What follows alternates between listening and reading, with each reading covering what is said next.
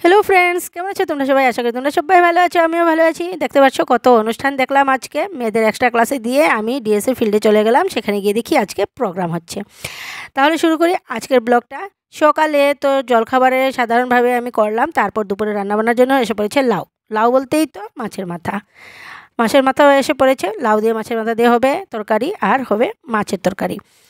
তাহলে শুরু করি আজকের ব্লগটা। লাউয়ের ঘন্ট বলতেই আমার দিদিমার হাতের লাউয়ের ঘন্ট। সেই স্বাদ আমি আর কারো হাতের লাউয়ের ঘন্টতে পাইনি। আমার মার হাতেও অনেকটাই স্বাদ হয়, কিন্তু দিদিমার হাতের রান্নাটা একটু আলাদাই স্বাদ। সেই স্বাদের আর তুলনা হয় না। আগে শীতের দিনে যখন পরীক্ষা ছুটি হয়ে যেত, আর আমার মাসিরা, আমার দুই মাসি আর আমার দিদিমা একসাথে এসে উপস্থিত হতো। তারপর যে কি মজা! দুই মাসি বলতে দুজনেরই বিয়ে হয়ে গেছিলো। ওনাদের বর মানে মেসো, মাসি আর ওনাদের ছেলে মেয়েরা আর দিদিমা সবাই একসাথে আমাদের এখানে আসতো। আমাদের যেহেতু গ্রামের বাড়ি আর বাড়িটাও বড় ছিল, তাই ওরা সবাই একসাথে আসতে ওদের কোনো অসুবিধা হতো না। আমাদের বাড়িতে আরামসে সবার জায়গা হয়ে যেত।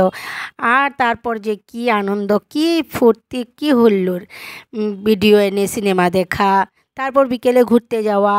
আর আমার দিদিমা এসে উনুন সামলে নিতেন। দিদিমা বলতেন আমার মাকে, তুই যা অন্য কাজ কর, রান্নাবান্না আমি দেখে নেব।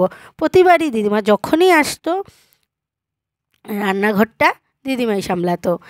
আর তো দিদিমার হাতের রান্নাগুলো আমার এখনও মনে পড়ে। অনেক ছোট ছিলাম, কিন্তু দিদিমার হাতের রান্না বা সেই দিনগুলো, পুরনো স্মৃতিগুলো এখন আমার যেমন চোখের সামনে আরও বেশি করে ফুটে ওঠে। তাই তোমার সাথে দু একটা কথা আমি শেয়ার করলাম। প্রতি বছরই মাসিরা আসতো, আর একদম সরস্বতী পুজো শেষ করে আমাদের বাড়িতে বড় করে সরস্বতী পুজো হতো। সরস্বতী পুজো শেষ করে তারপর মাসিরা চলে যেত।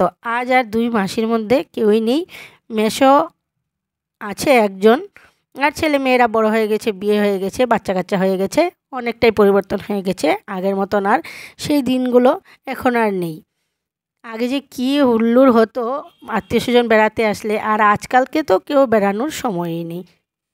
মাসি বাড়ি মামা বাড়ি তো দূরের কথা, বাবার বাড়ি গেলেও ওই 1-2 দিনের মধ্যেই ঘুরে আসতে হয়।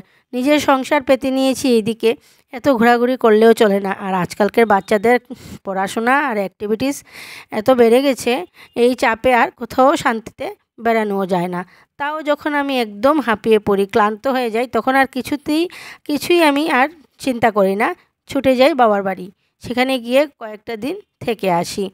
তা না হলে আমি যদি সংসারের চিন্তাই করে থাকি, তাহলে আমার চিন্তাটা করবে কে? আমার মনকেও তো বাঁচিয়ে রাখতে হবে। শুধু সংসার আর কাজ করলে তো হবে না। তাহলে আজকের ভিডিওটা এইটুকুই। দেখা হচ্ছে আবার নেক্সট ব্লগে।